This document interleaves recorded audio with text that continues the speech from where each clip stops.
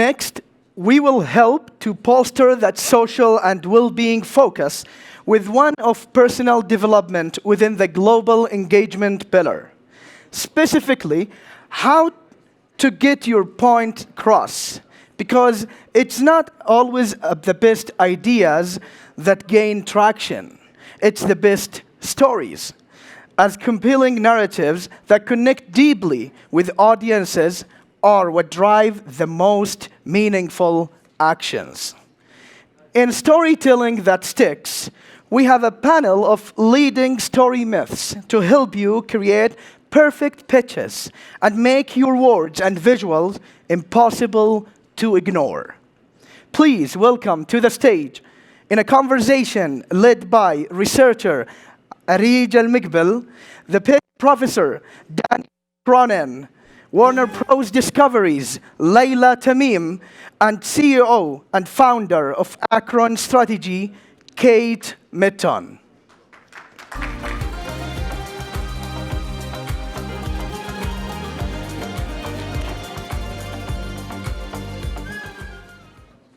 Hello everyone, I hope you're having a wonderful evening. As I've got my first question for Mr. Daniel. You're known as the pitch professor for your expert ability to refine raw ideas into compelling pitches. In your experience, what is the difference between a proposal that simply sells an idea and one that embeds it into a narrative that people truly care about?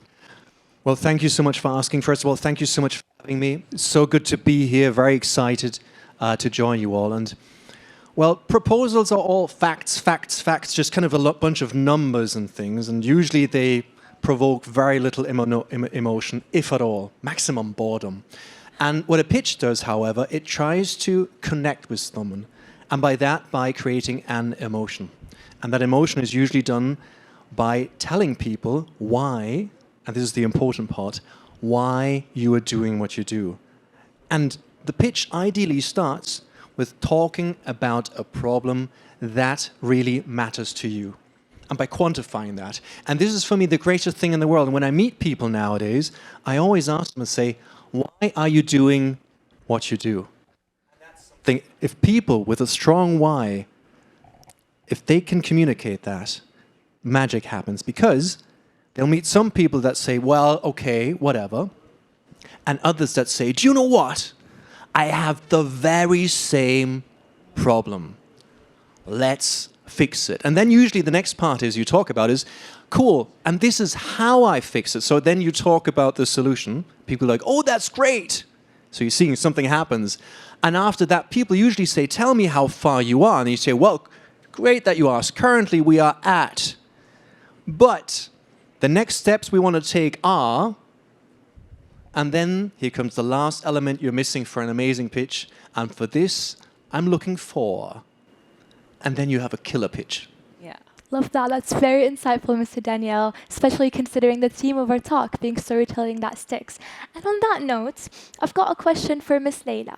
As someone who works closely with brands and media networks, you see firsthand what stories are invested in and which ones are amplified. Beyond reach and metrics, what narrative qualities create a story that brands and partners want to work with? Okay. Lately, what we've noticed, and let's be honest, campaigns that are loud doesn't only always work, honestly. That's not anymore what's doing well.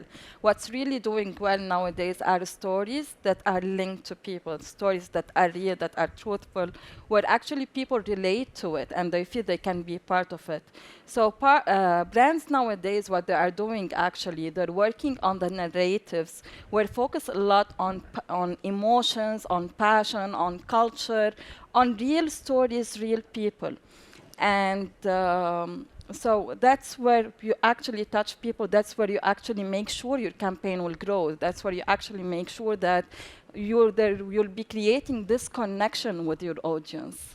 And at Warner Bros. Discovery, what we believe in is the more relatable to the people you are, the more real the stories are, the more you'll be able to reach to them, and the more you'll convert the metrics to it. So you'll be able to reach it more. I like that. I love the idea of, looking at your audience as real individuals rather than just a metric or a group. It really personifies the entire experience. And of course, for Miss Kate, you built Acorn from a regional boutique into a globally recognized strategic communication agency. Along that journey, when did you realize storytelling was a strategic lever, and how did you shift your focus on that? Yeah, good question. And I think actually a lot to extend on from what Daniel and Layla have said. I think communications continues to evolve. It changes every year. And I think my understanding of communications has evolved with it as well. And I think storytelling is something that's come about as something that's particularly important over the last couple of years. We're in an age of apathy. No one is really reading anything. We've got these huge, these insane atrocities that are happening around the world, and people are not even stopping to look at them anymore. So that connection, the ability to connect with your audience, it can only come through emotion. And I think really learning and knowing how to do that is important. So I could tell you, I run an integrated marketing communications agency, or I could tell you, I fully believe that communications has the power to change the world. As communicators, we have access to all of the leaders. We have access to people who are standing up and talking. We have the ability to write those press releases, to create the campaigns. And I'm truly passionate about changing the world and making it a better place through communications and the work that we do within the agency. They are both true stories about what I do on a daily basis, but one of those resonates so much more than the other. So when I say we're an integrated marketing communications agency, it doesn't really bring out the story or the why. Telling the story, and I think actually one of the things that we use at Acorn is think, feel, do. So you want people to think something about you, and that's where most communication stops. People think something, but are they actually feeling something about it, and are they going to do something? So they will never do something until they've felt something. So making sure that you really clearly understand who all of your audiences are, not just a block of people, making sure you understand what moves and drives people. You want them to think something, so I want people to think we're highly reputable and we do a great job. I want people to feel that they're empowered and engaged and that their values align with ours, and then I want them to do something. And so whether or not that's take action through looking at a website or going onto social media or applying for jobs, whatever it is, we want people to think, feel, and do something at the end of the day. Communication is indeed very powerful, and I love the notion. And now back to you, Mr. Daniel. Many young founders or storytellers struggle with beginnings, turning the dreaded blank page into the first sentence or storyboard. What narrative exercises or storytelling frameworks do you teach for transforming an abstract concept into a story arc that can pull people in? Well, I kind of gave a framework just now already how it can be done, but there's something else I find extremely helpful, is people don't know where to start. And I always tell them, start with understanding how much time you have, who's your target audience, and what are you looking for? And then you backwards. So I'll give you an example. Let's say you have 2 minutes with Tim Cook, the CEO of Apple, and you're looking for $50 million. Great, then you build backwards. Or you say, look, I have 5 minutes with a broader audience, and I would like them to try my chocolate cake for the fun of it, different pitch. Or 10 minutes with school children, and I would like them to sign up to your newsletter. And then you communicate accordingly. This is a very simple way it can be done. A lot of people I meet for pitch trainings, I ask them these 3 questions. And usually when I say, who's your target audience? The response is usually, oh, great question. Haven't thought of that. And you say, well, how much time do you have? I guess 5 minutes. And then it gets a little difficult. And this is so important when you pitch a story or whatever it is. Ask yourself these 3 questions. And if you don't, I want to give you a very blunt example. Building a pitch without these 3 questions is like going on holiday. Thank you for the pit stop. Thank you so much. Without asking yourself the very same questions. Imagine you say, we're going on holiday. Where? Don't know. How long are we staying? No idea. How are we getting there? Ooh. So obviously if you say Saint-Tropez, private jet, 2 days, it's very different than Antarctica, dog sleds, 3 months. So therefore, when you build your pitch, who's my target audience, how much time, and what am I looking for? And then just go for it. On that point of time, actually, we've got a saying in Saudi that is, الوقت كالسيف إن لم تقطعه قطعك, which emphasizes the importance of, keeping up with time and noticing how important it is, really. So I love that point. And now to Miss Layla. In the MENA region, audiences come with diverse cultural, linguistic, and social contexts. How do you guide storytellers or campaigns to root stories locally while still making them resonate with global audiences? So for MENA, actually this diversity is actually an advantage. It's a creative advantage how we see it, because one-fits-all formula doesn't really work. And back to the storytelling, it's always go back to the insights. It's always go back to the why, as you said, and why we're doing it. And at the same time, it goes back to the emotion that you would like to deliver to the audience and to the people. One, for example, at WBD, what we always believe in is local first and then global next. What we've done a few years ago, we had a format, which is an international format, Say Yes to the Dress. We took it, we localized it, we had local families coming around, brides. But what's nice about it is we highlighted the families, we highlighted the traditions, we highlighted how we usually, every bride from different country in MENA region prepare for her wedding. And it grew and it really performed very well worldwide, because we were passing these emotions, we were passing this culture that we have to the other countries, which they don't really know about our culture. So this really performed well, and that's always go back to the main point, which is deliver the truth, deliver the emotion, because once you pass the emotion, that's what really goes to the viewer, and they can feel it, and that's what makes the content really works well. So we always tell content creators, do not mimic others. Don't try to act like the international content and just mimic it and just do the same. In the contrary, be true to yourself, do what reflects the culture, what reflects the region, pass the real passion, the real emotion, and it will perform well. Yeah, that's a very important, the idea of seeing region within the globe and performing for both the regional and the global is very important. Definitely, yeah. And to Ms. Kate, agency work often translates deep client problems into audience-facing external stories. What is your process for coaxing out narrative authenticity from technically or internally framed challenges? Good question.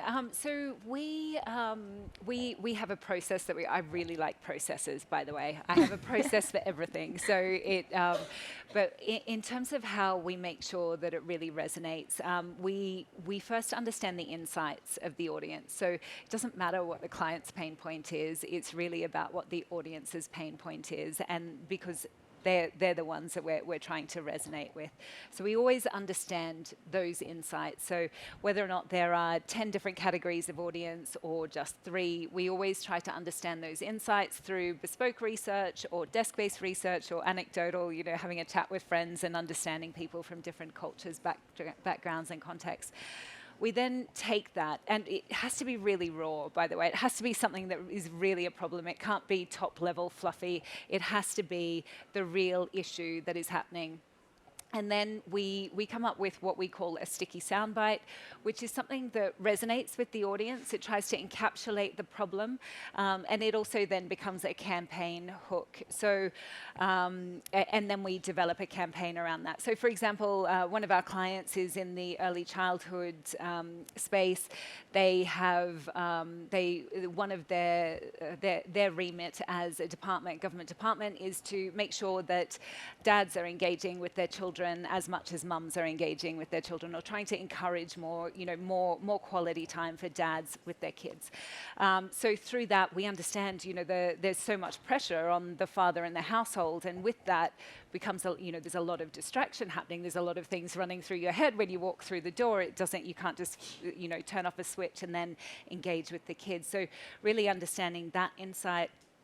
bringing that into a sticky, I can't remember the name of the sticky soundbite now that we came up with, but the campaign hook, and then rolling out a campaign across many different channels so that, you know, people are seeing it in the newspaper as much as they are seeing it on social media, or, you know, they're reading an article about it or a blog about it, so that we get them across, and you know, advertising as well also helps to support those campaigns as well. So really it starts with the insight, making sure that there is a soundbite that they understand that really resonates, and a soundbite is usually about a sentence, you know, kind of 5 to 10 words, that helps bring it to life, and then we roll that out through all of the channels in a way that that really brings it to life. I think that idea of having a structured process or framework for it really brings it to life, and it's very insightful. Thank you for that. For Mr. Daniel, stories often face translation issues in cross-cultural or global settings. From references to assumptions, what advice do you give to storytellers about making narratives accessible across borders without diluting their identity? That's a great question. First of all, I live in an ongoing cultural conflict. With that, I mean I'm half Irish, half German. I have a wife from Colombia, and I live in Austria. So there's constant misunderstanding, a lot of love, but constant misunderstanding. But what is always authentic is the emotion behind it. And that's the thing people understand. And being emotional, being honest, being authentic about doing what you do, this is what resonates with the audience. Of course, there's certain things you might want to find out and learn. Of course, you may translate it slightly different if you're pitching or talking in Japan, or maybe Austria, or maybe New York. But the emotion behind that, that's so important. And there's something I've learned over the years. There's a beautiful saying that says, people don't memorize what you told them, but they memorize how you made them feel. And if you're open about that, then your pitch is always going to work. And I can't emphasize it enough. Communication is not about what you say, it's what others understand. Yeah. And this is such a raw, such a simple, and such a beautiful truth. And for me, when I engage with young at heart entrepreneurs, you meet a lot of people that do things and they're not quite sure why they do it. You feel that straight away. And then you meet that one driven person that has a passion and they're willing and able to share that. Wow. Then you notice this is someone who will not be stopped. This is someone who has to do that. And the beauty is, those are people that connect so strongly with others who share that emotion. It's perfect. And that's the one thing I can give you. You don't need a perfect presentation. You don't need a perfect pitch. You don't need perfect wording. No one cares about your accent or whatever. But if you're authentic and you allow that emotion to come through, the rest is by itself. And just to add to that, I understand, however, being authentic with your emotion makes you vulnerable. But that's something that's also okay to show, because that makes you relatable. And that's something that's shows you're on a cause, and just go for it. Well, I can definitely feel the authenticity coming from you, Mr. Daniel. It's really inspiring, and I really adore that point. Now, to Miss Layla. When brands collaborate with storytellers, there's always a tension between, creative integrity and commercial objectives. How do you safeguard the soul of a story while also aligning it with marketing strategies?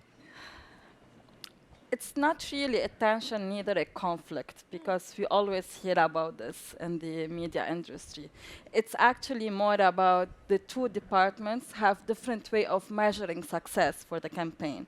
And that's where the misunderstanding, if you want, happen.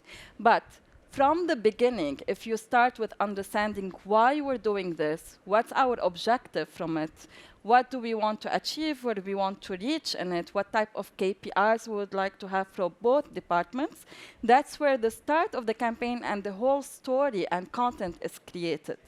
And giving them the freedom of creation while knowing the why is actually, you're not jeopardizing the KPIs for any of the departments. In reality, you're delivering better because they will know best how to communicate with their fans, with the people that we are targeting with the audience better than the commercial. From the commercial side, I would tell you, every client I have, they will come and tell me, put my logo everywhere. Make it bigger. Which doesn't work.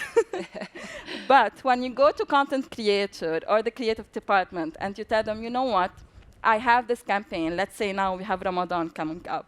We have Ramadan, we have our cooking channel, Fatafeed.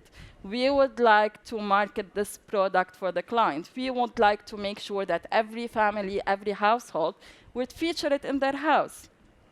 They will come up with idea on how we can integrate the product indirectly, but at the same time we are promoting it. At the same time we are delivering this message that this product is important for you, instead of having the logo everywhere, putting it on the island and on screen and all of this. So giving the freedom while understanding the why we're doing it, while we are understanding what's the main objective, will definitely deliver on it. And one of the things what we do, for example, in every campaign we have, in every brief we have, we always ask our clients, at the end of this campaign, what the main thing you want your actually fans or the consumer to stick in their minds? What do you want them to believe about this product? What type of message you want to make sure it delivered to them when they see this campaign? Once this is clear to us as a team and the creative and everyone, then definitely the campaign will succeed. So maybe it really isn't a matter of commercial versus authenticity. No, it's collaboration between both. Yeah, that's very interesting. Definitely. Now, for Ms. Kame, the next generation of communications often sees storytelling tied to social change and identity. What narrative genres or story types do you think are currently underutilized in the region, and how should young storytellers explore them? Yeah, so I think there's a lot that's underutilized at the moment, but I can't express enough just how important bringing the emotion into storytelling, well, into anything really is. And as I said earlier, I think where we are just flooded with so many different types of content every single day. And so being able to cut through is really making sure that people feel something about it at the end of the day. I mean, everyone, I think everyone doom scrolls on their phone for a good 30 minutes, and then can you remember what you were looking at 15 minutes ago? Can you remember what you were looking at 10 minutes ago? And so being able to tell that story is really important. I think maybe, a big part of that now happens to be off screen. I think having those opportunities to connect in person and having that opportunity to build a brand presence or to tell a story in person is so much more powerful than it was 5 years ago, just because of the amount of content that we're consuming at the moment. Mm-hmm. I think that's a very interesting point, really. And now I've just got a question for all of you, or which one wants to pick it up. Why is storytelling important, and why should it stick anyway? I mean, maybe I'd like to add one thing to the storytelling aspect. Yeah. I think if you take it in a broader way, especially in our context here, where we have a lot of entrepreneurs to be people that want to change the world, right?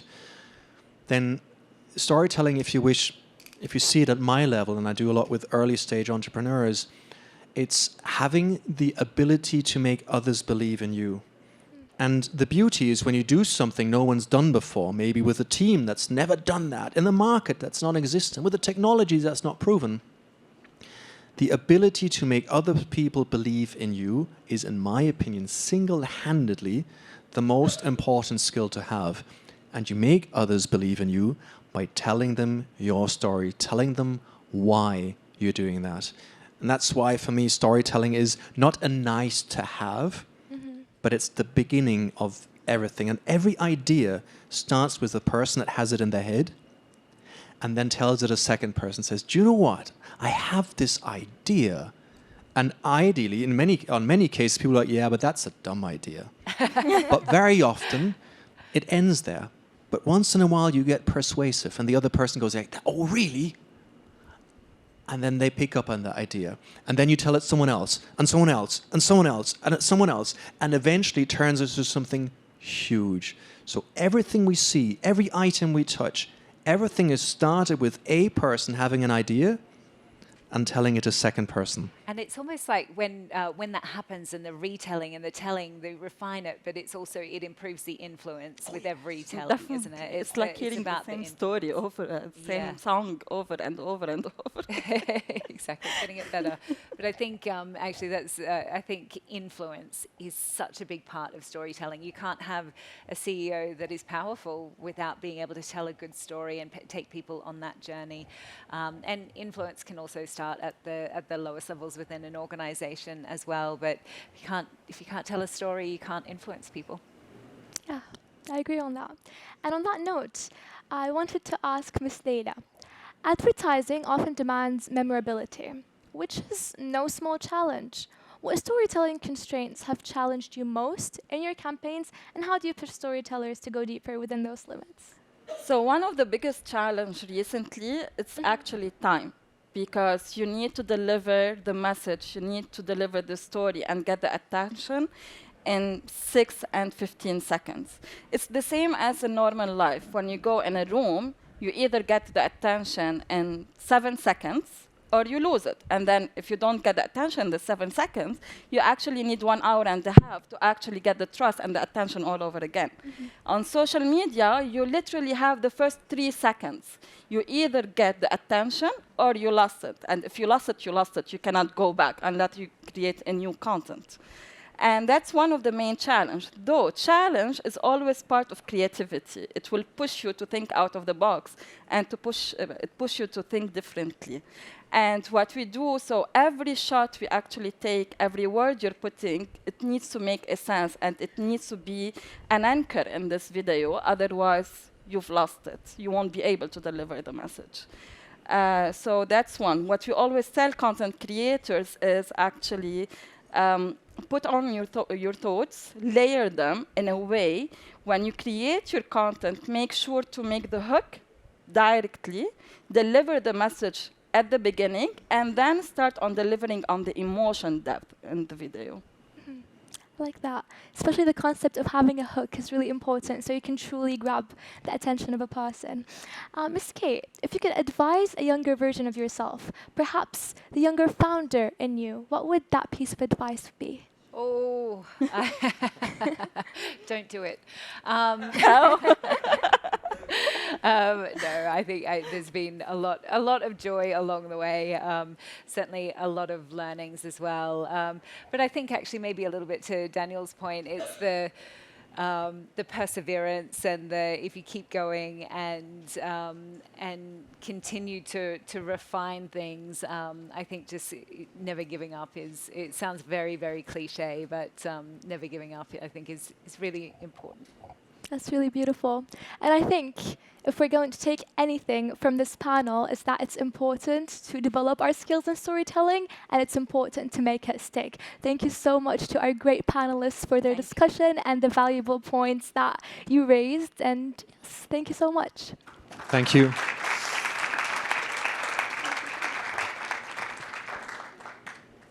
Thank you, Daniel, Layla, Kate, and Areej, for such an amazing and insightful session. I'm sure that everything we just heard will raise the presentation game of everyone here, including me. So thank you for that.